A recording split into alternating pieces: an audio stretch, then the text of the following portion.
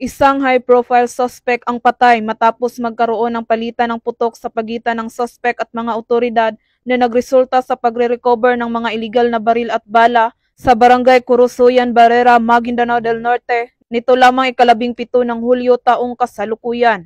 Kinilala ni Police Lieutenant Khairuddin M. Tumawis, officer in charge ng Barrera Municipal Police Station, ang napatay na suspect na si alias Roque na miyembro umano ng isang armadong grupo na sangkot sa mga iligal na aktibidad tulad ng gun for hire, robbery, hold up at iba pa. Naging matagumpay ang isinagawang entrapment operation sa pinagsanib na pwersa ng mga tauhan ng Criminal Investigation and Detection Group BARM, Barrera Municipal Police Station at Marine Battalion Landing Team 2. Na-recover sa naturang lugar ang isang M16 rifle, isang M14 rifle, mga magazine, bala, isang granada at isang holster ng caliber 45 pistol. Dagdag pa ng PNP, ang suspect ay may kabinbi na warrant of arrest dahil sa kasong murder, frustrated murder at robbery.